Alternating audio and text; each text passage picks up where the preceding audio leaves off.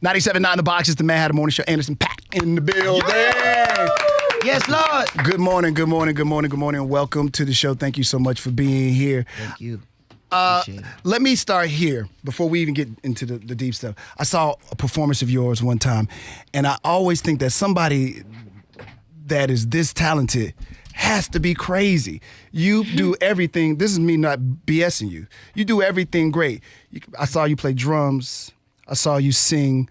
I saw you rap, and you just don't rap. You like a high caliber MC. And when I seen it, I'm like, man, there's got to be more to this brother's story to be so talented on so many different genres. And I say that because how do you decide what you gonna do when you make an album knowing that I can be in a band and just sing if I want, or if I want to, I can let go of all this, I can just rap, or I can be in the background and just produce everybody. So how do you make a decision about what you're going to do? Or there is no decision. It's how I feel today, and this is what I felt like doing. Yeah, I think how I feel, I just take it day by day. I'm just in there recording, being creative, and, doing music that moves me. And honestly, that's why we went with the city thing, when we started in Venice and Malibu. Each of those things have different feels, and that's kind of why I did it, because I wanted to give, like, a location for all these musical personalities and stuff. So you'll see with this album, with Oxnard, it's like I'm doing one certain thing a little more than I'm doing on the other albums. Why is that? And were you forced by anybody like, okay, Anderson, we think you need to move in this direction a little bit more? Nah, I just record a bunch of music, like hundreds of songs, and I'll pick the best ones, and then it'll be like, oh, this is what the story we want to tell on this album, and it's always after the fact. How hard is that for you to decide? Like you said, when you got hundreds, and are you the only one that makes that decision, or are there some people that you believe in? Because I read somewhere that said that every time you do something, you have a tendency to send it to Dre and see how Dre is feeling about it. Yeah, this one I did with Dre from top to bottom. Like even if he wasn't like necessarily doing every song with me, I was sending him each song, and he was like my co-pilot on this album. Like we was going back and forth, like what you think about this, and then the album just took was going through different shapes, and then eventually we were like, okay, these are the songs right here. Anderson, how was it? I don't know why I always assumed that you were signed to Aftermath, but I noticed that you're just really Aftermath with this new with this new stuff that you're putting out now, but you had never been signed to Dre. But whenever I think that Dre has something to do with your music. How long has he been around in this music that you've been doing? It was after I put out Malibu. Yeah. I signed the, y'all pay the light bill? That's a good question. That's a fair question right here. That's a very fair question. We got 30 more minutes, Anderson. Hurry up. Yeah. We're going to at least make it through the interview. Right. I know that for sure. We've been paid up through there at least. I done forgot what I was talking about. You being hooked up with like Dre. your sweater. Yeah. When you and Dre linked up initially, because y'all. Oh yeah, no, that's the dope thing about it. Like Dre, I worked on Dre's album, Compton, and then he dropped that, and then I still wasn't signed to him. He put the album out and put me all over the album, and I was like, oh, excuse me, and then I wasn't signed yet, and then I still had one more album to put out in my independent contract, so I was able to put that out right after, and then was like, I was able to like bank off of that whole momentum. And then after that, I signed him direct. Right. And so what's the whole hookup with you and Dre? How'd that even happen? Where did he see you at? Because you got an interesting story, and I'm going to get you to tell that too for the folks out here that may not know your story. Yeah, I got called in one day to work on the album, and they were like, Dre's working on the album. I was like, yeah, right. And then they're like, all right, for real, he wants you to come in. Okay. So I go in the studio. As soon as I walk through the door, I see Dre and DOC. I was like, dang. They're like 10 feet tall. So excited. And then they like go back in the room to watch basketball, and then I go in the studio, and Mez and JT are in the studio. Those are the two writers, two artists that were on the album as well. They're like, we love your song Suede. We want you to help write on this album, this and that. And I was like, okay. And they put on the beat, and I was like, oh, this is crazy. Just like, I love the music, and so I just wanted to get on the mic, and they were like, we're gonna play Suede for Dre. I was like, he hasn't heard none of the music. They're like, nah. I was like, okay, well. So they brought you in. So Dre don't really know that much about you at this point. Yeah, Dre's not, avidly on SoundCloud, like finding all the music. No. But he's got people around him that he trusts, and they always bringing him the hot stuff. And so, they were like, yo, you gotta check out this kid. And he came in the room, they played Suede, and he was like, okay. He played it again, He was like, that's gangster. It's hard. Let's go, let's work. So I got on the mic, started like spitting stuff, and he was just like, we was just working ever since then. Now, does he know about the other musical talents that you have at this point? No, he didn't know. So he just thinks you're an MC at this point? I don't know, he just thought like the first song we worked on was All in the Day's Work, so I was doing like singing and rapping a little bit on that. And so I think he just every day I was there, he was seeing what I could do and like start to see like, oh man, he's capable of a lot. And then seeing my live show, and he was just like, well, you play Your drums live show is too. crazy. Yeah. Live, you crazy. Yeah. Yeah, so he was just finding out like as it went. So let's talk about the new album. So Oxnard, is it going to be about you growing up there? No. No? Oxnard's about same man, new car. So it's like leaving and coming back, with something. You know what I'm saying? Like it's like all the things that we learned along the way. Malibu took us all over the world. Like I never thought I'd see some of the places that I seen. After I put that album out, we like touched every continent. And this album's like about bringing it back to where we got that foundation from. So yeah, it's talking a little bit about my upbringing, but it's more about what has happened, since Malibu. Mm-hmm. How's your upbringing? How does this influence your music? My household was like soul, funk. I grew up with like Stevie Wonder, Frankie Beverly, Curtis Mayfield, New Edition, Tribe Called Quest, like Mariah Carey, Ninja Turtles. Like that was Classics. yeah, just all the classics. And so that was what I grew up around. And then Oxnard is Ventura County's real small town vibe. It's not a bunch going on, and it's like you grow up there wanting to get just to the major city or leave out. And so my perspective was always different. I didn't really grow up in a fast-paced city like that. It was like small, slow, and sleepy. And so when I got to LA, I had to do a lot of like observing and stuff. And I wasn't really quick to like, jump in there and do it. And even when I did jump in there, it was a learning process for 10 plus years until I got comfortable with myself and was like comfortable in what I could do. So that was all me being from that city and how I grew up. That was a big part of it. A lot of the music that you put out at first, is this you doing it, or were you always signed with somebody else? Nah. I started my own label and then did an independent deal with Empire. The first time I ever really signed anything. Right. And that was for Venice and Malibu, and I own those masters still. And it was like I never had like a real major deal until now. Go back to that. You said you own, because a lot of people don't understand ownership. How important was that for you, or was it even important to you? Just this is just something that happened to happen. Yeah, I mean, or was it something that you wanted and you made happen? Yeah, my manager at the time was just really adamant about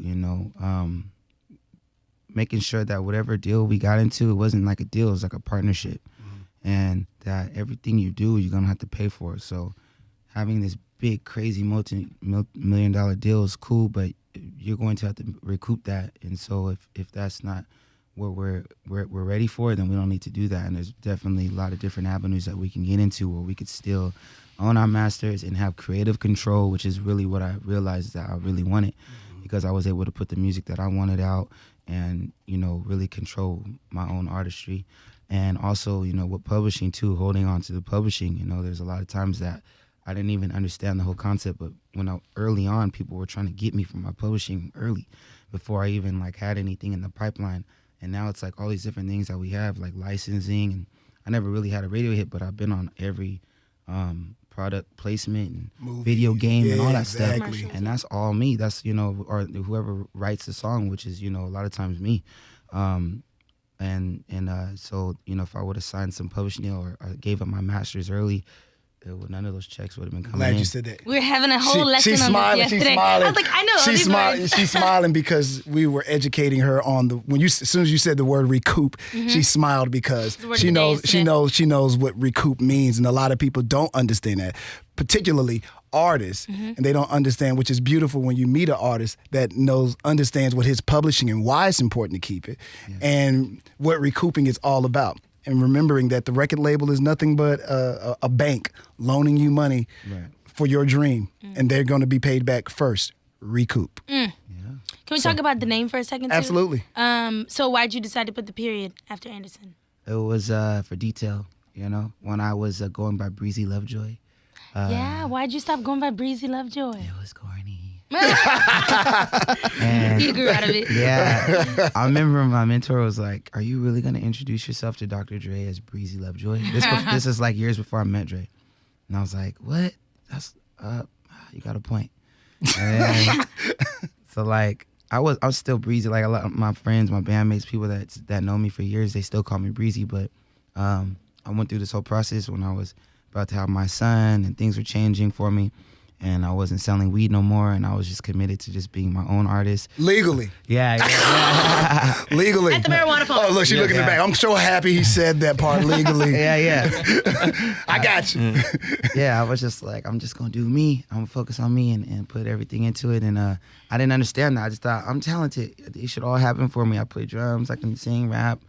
I look great. I should be able to make it happen. And then nothing was happening for me. I was just doing like a bunch of nothing. And like, I realized like I didn't really have any work ethic. Like, See, this is important. I'm glad he's saying this. Yeah. He realized that.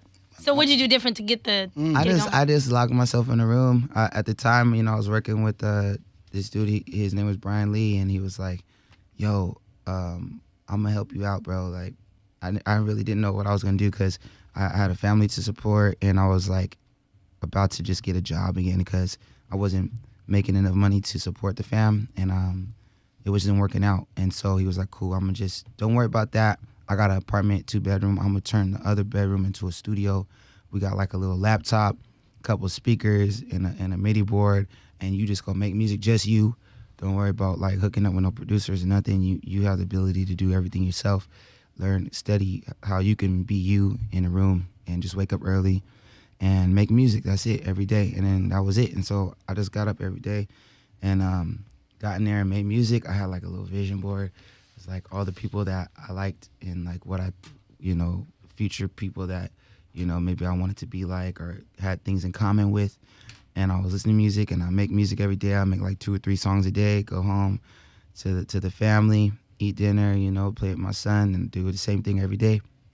And I did that for like 6-7 months. And then after that, I had a bunch of music, and it didn't sound like anything I had before. And then that's when we were like, we should change the name. Like we was going by like Breezy Lovejoy for like 6 years before that, and it was happening. That's why I say, I was working hand to hand to no avail. You know what I'm saying? It was like I thought it was working, but it really wasn't. And it wasn't until I really put everything into it, worked every day like it was my last, that I realized like, dang, it takes a lot of work. And so after I came out of that, I changed my name and I put that period there to remind myself it takes work ethic. And also too, it let me know whoever doesn't put the period, it told me a lot about them as well. Like that. Now, you said you changed your name. Did you have any other ones in contending that, you went with your top like five. top five that you were thinking of? Nah, it was always just like a play because it's my real name. Anderson's my last name. Paak or Paak, how it's really pronounced, is my middle name. But that was the thing we were going with. Should we keep it Paak or Paak? And I was like, I want to keep it Paak because I want people to maybe think like it's a band or like more than one person. Does everybody say it different? Everybody pretty much says. Yeah, now I'm hearing more people say Paak now because I think because they heard you say that that's the way it's supposed to be and stuff. Yeah. Do you have a preference? Would you rather Paak? But we were always like, yeah, Paak let people go back and forth with it, because it could be interchangeable. And when you get to Europe, certain people are gonna say Paak, some people are gonna say Paak, and also too, I didn't want people like. You the new Paak, saying like Tupac and anything. I'm from the West, so there's only one Paak, so. But I let people do what they do as long as they cut the check. You sound like me on that part. All right, so check this out. Let's go back to this whole weed selling thing. We've heard this story, but I want to know if it's true. If you were really selling this weed, obviously legally, obviously legally. He's on the West Side, so legally. But then I heard that you got laid off from the weed thing. But you actually, okay, if you work at a weed spot, what exactly is a day of work like when you work for a weed farm? There you go. So Thank I you. read on the web. Yeah, I bet. we were trimmers. We started off as just like grunt workers. Me and my boy Jose, Free Nationals. We were just like. What's a trimmer? It is so when the weed it comes out like when it's in its raw state, it has all these big leaves surrounding it. It's not when you get the little bud. No, I actually have weed in my pocket. I just so happened. Look at his team. Look at his team. No? Okay. Look at his team. No, I didn't. They went in panic. I wish y'all had to go put the cameras on. They just went in panic mode. This is just for. They just went in panic mode. For educational purposes. Yeah, it's educational, but like you see This how is educating. Y'all don't have to turn y'all backs like y'all don't know who he is no more. He's still y'all, man. He's just keeping it real. Okay. I'm just That's all. for education. He educating. But One day it's gonna be legalized here too. exactly, yeah. He gonna be gone before they see this. It don't look like this in the beginning, you know? It's like, it's all these leaves around it. It's like all bushy and stuff, and you have to trim all the leaves and get it pretty before it gets to your pipe, you know, or whatever you smoking in. And even before that, you have to cut it, trim it, cut it out the ground, dry it for days, put it in brown paper bags. I mean, it was all this whole process, yeah. And we were a part of all of that. And then when it got to us, that's when we were just there to make it look pretty. And we used to trim for hours, and we used to get paid by the pound. And we couldn't make no money like that nowhere else. You know, it was making like $200 a day or something just trimming weed. Like, what? That was a dream. So we just sitting there listening to music, like bullshitting, trimming. It'll take a little forever. Everything's good. Yeah. So, yeah. Are you surprised that weed is starting to get legalized in so Nah. many places?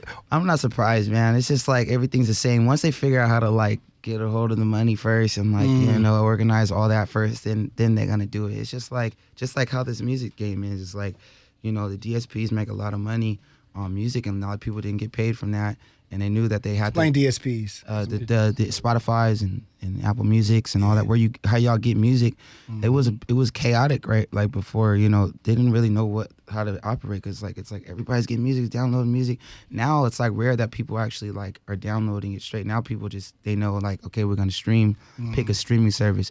But then it's still, they have to make rules like to it, Now it's like 1,500 streams is one play, you know what I'm saying? Or that's how it used to be. Now they passed the Modernization Act, so now people You can are get really paid. on top of all this. I gotta be now. This It's is like- rare for artists to understand all this and this Had to detail. I learn loved this. it, man. I loved do it. it. Yeah, I did, Yeah. right? Yeah. I do. Because most artists, I told don't you why know or most they don't artists care. get in the game. Yeah. They excited about after. This is a guy who came in, got a family, got this. So his learning maybe it's different. I'm learning you know? as I go. Yeah, I did not know anything about this, and it's just as I go, it's like I'm getting more interested and starting to see how things are working around me and stuff. And everything's moving fast, but I was saying that once they figure out how to get the infrastructure right or whatever it seems like, then that's when they start. It'll go around the corner. I think it'll be free, and I think it needs to be legal. It's really great medicine for a lot of people that need it, like besides just people that want to smoke, like it's got a lot of healing aspects for people that are suffering.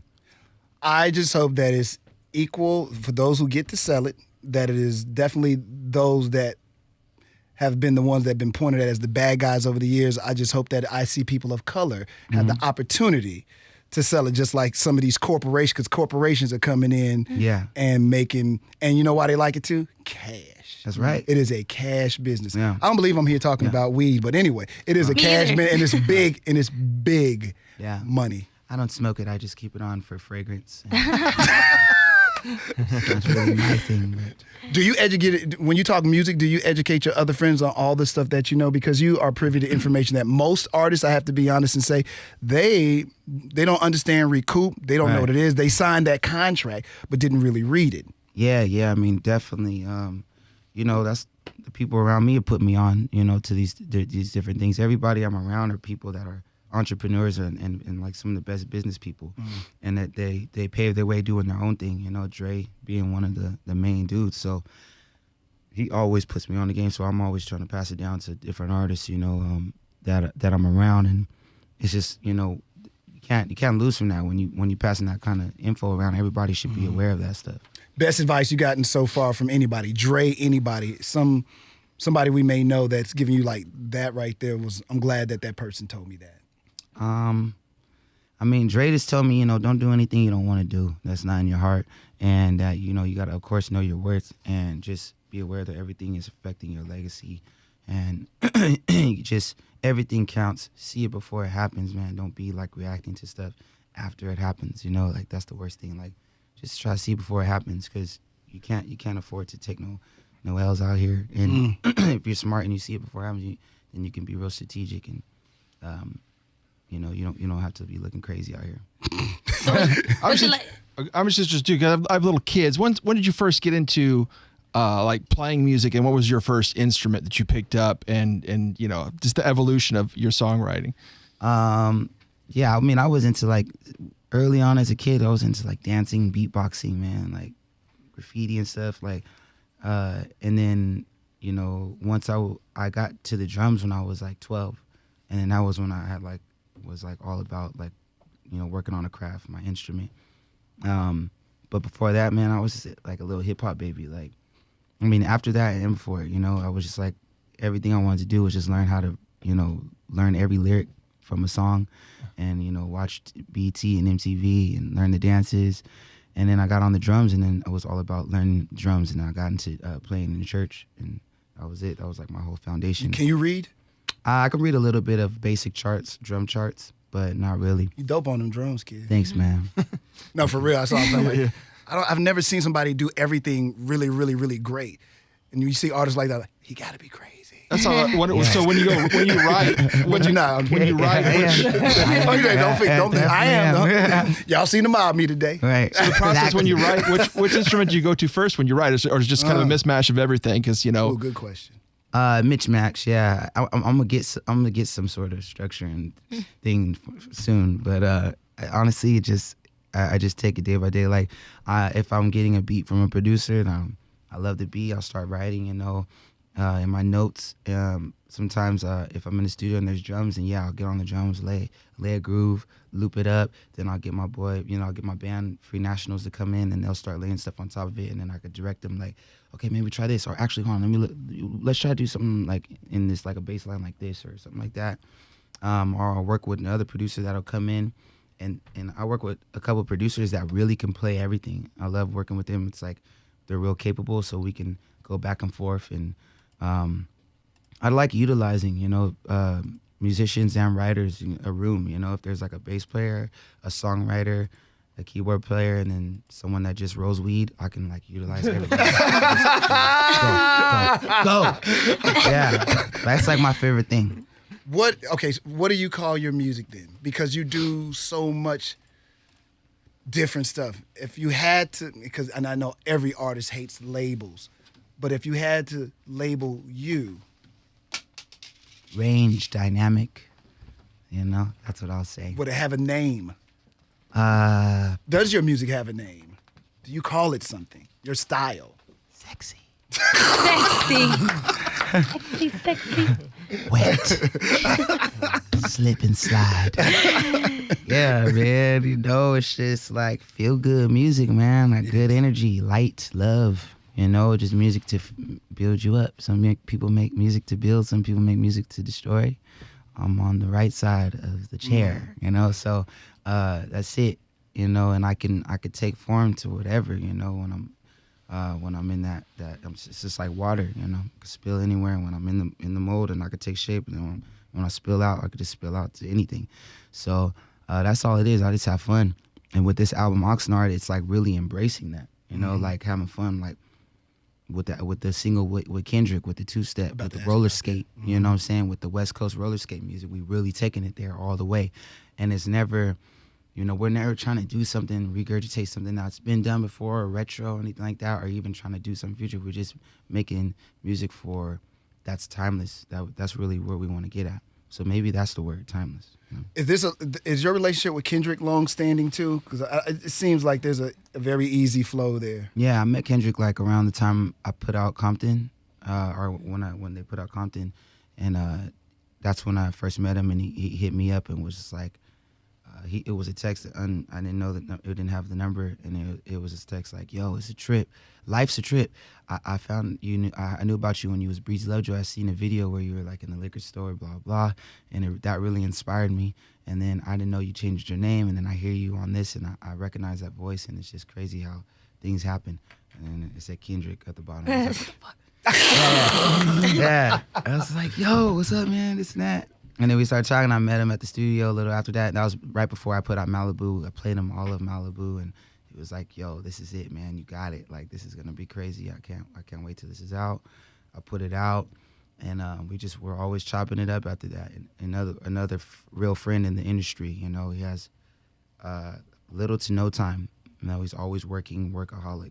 And then, but whenever we're around or ever I feel like, you know, there's something that we could work on together, he never hesitates to extend his hand, and he's just family. Are you ever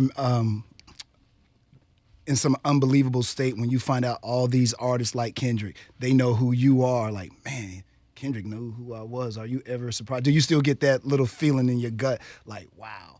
And it's also co-signing, like, damn, I'm doing something of impact for these people to know who, you know, Anderson is. Yeah, for sure. It's just almost surreal, you know, just really humbling, and like, you know, everything's moving so fast. But when I get some time to think about it, I'm just like, dang, this is crazy, you know. Like Kendrick, that's my peer. Like these are all people that are my age. We're all the same age.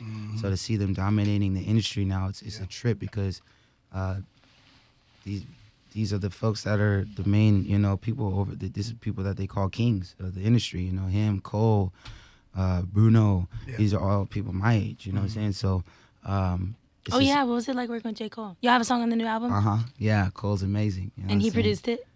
No, Chris Dave actually, who is, I believe, is from Houston and went to what's the school? The music school, high school. High School of Performing Arts. Yes. One of my favorite drummers, and he attended that school, and Dave is a dope he's a musician. jazz great. He produced that, Chris Dave and the Drum Heads, and that was one song that again I had early on. Just like Tenths, you know, and we have been working on one of the first tunes we worked on for the album almost 2 years ago, and Dre played it for him, and then I went on tour with with Cole. I was on the For Your Eyes Only tour, and he really loved that song. Oh, yeah. Yes, and he came in and laid his verse, and he's just the most humble dude, real good family man, just like real solid dude, man. He also gave me a book. He was one of the only artists that told me, you should read a book, man. Stop drinking tequila and read a book. I got it. You know we're going to ask what book he gave you to read. Yeah, it was a Playboy. No, I was kidding. No. No, it wasn't. It was a book called The Way of the Superior Man. And yeah, I still go back to it. Just like, it's really Why dope. did he give you the book, you think? Probably because he thought I was ratchet, and I probably thought I needed help. Like, you need this book. Bro. Yeah. Why don't you... That's kind of dope, though, that he gave you a book. You know what I'm Yeah, saying? You know, you meet yeah. so many different people with different vibes, and you meet somebody like, hey, man, you should read this. Yeah, some people give you a headache, and he gave me a book, and so Gave it's you like, knowledge. you know, it's like it was really cool, man. He's always again just like, man, whatever you need, and just like every time I hit him, just about something.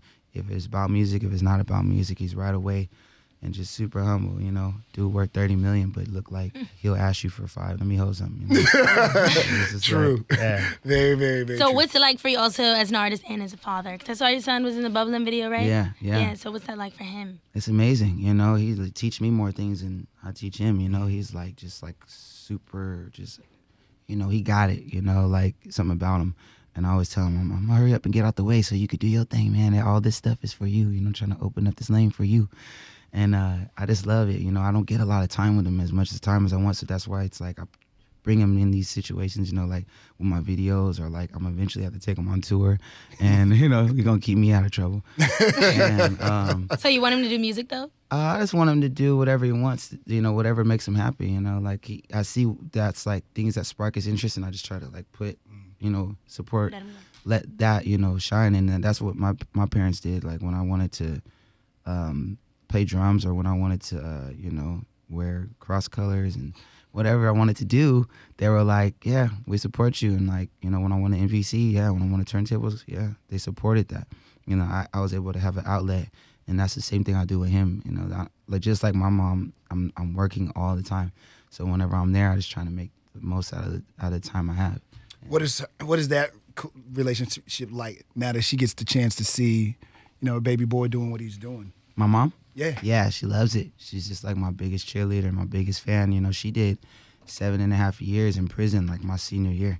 And I was, really, really like thought I was gonna get signed. Like when I was in high school, I was really like going back and forth to Atlanta and having label deals, and I was making beats. I had my own demo. I was rapping, and she was always supportive, but so busy and stressed. And then when she got put down for 7.5 years, it just shook my whole foundation, and then I ended up having to stop doing music for a while and just get a job. And I was doing like again selling weed and doing all these different things that were kind of just like outside of my lane and like below my purpose. And then I was just shooken up by that. And so eventually I got back on track and got back with music, and I was always working while she was in there. And every year was getting better, and she was always supportive when I go visit her.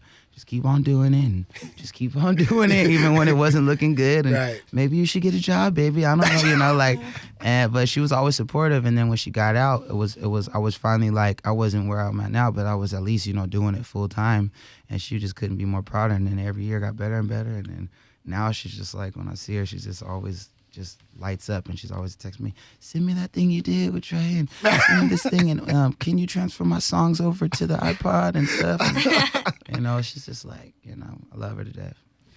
Go ahead, Keisha. Real quick, because I ain't going to get close enough to Dr. Dre to ask him this. Is Detox shelved? Do you think it's ever going to come out? Wait a minute. We got I'm looking at Dr. Dre. So I got to know. Is Detox all of your shelved? connects in Cali. Are we going to get Detox? The word of the day is Oxnard.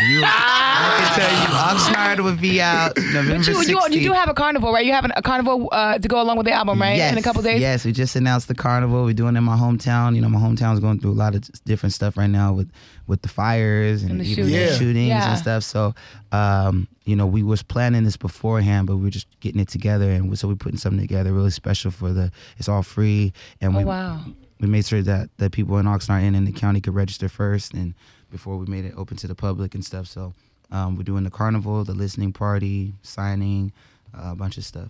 Now your people good though, right out there? My people good. Okay, yeah. you good? Your house good? Okay, because it's where the money at. I know you got the money, so I know your house Mine's good. I sound good. I got insurance, all that stuff. So, but yeah, there's a lot of people affected, and so we just wanted to make something real special. All right. Want to end this with Oxnard. Tell them what they need to do, and also how to follow you too, for those that may not know who Anderson is, so they can follow you and be a part of your life. All I'm gonna say is, for those that don't know, brother is crazy talented. I hate to say, because you shouldn't put this kind of stuff on people. When I'm like, he rapping that good, because it was a show. Mm-hmm. I once saw playing drums, so I'm thinking the brother just a drum in his band. He can sing a little bit, and then I saw a show. And I'm saying, what is he? Drummer, singer, rapper? And he's doing it all at a superior level. You know what I'm saying? He's like a master at it. Yeah. So when you see somebody, I'm like, I bet in real life covers. Have you seen the covers? The covers are good. The Juice WRLD. I just recently saw that. I was like, what? Amazing. Yeah. No, and that's not to gas you up. I'm being honest with you. Usually somebody, they great at this or they great at that. But when you see somebody that's really great at a lot of different things, history says. Appreciate it, man. But history is proving me wrong. Right. History can be changed and rewritten. That's right. Exactly. That's what we do, and he's Making doing history. that. Yeah. carving our own lane, and hopefully we see more musicians in hip hop that are playing instruments and doing more than one thing. Yeah. And not afraid to smile. Huh. But yeah, Oxnard, November 16th. Dr. Dre mixed the whole project, co-produced the whole project with me. I got amazing production and features like J.Cole, Kendrick Lamar, Q-Tip, Snoop Dogg, Coco Sarai, Norel, Sonia Elise, Pusha T, BJ Chicago Kid, Artful Dodger, Taylor Parks, just amazing. We headed up the coast. I'm back home now. It's the third installment of the Beach City Same Man, New Car, November 16th. Yes, Lord. And some Paak, ladies and gentlemen. Thank you.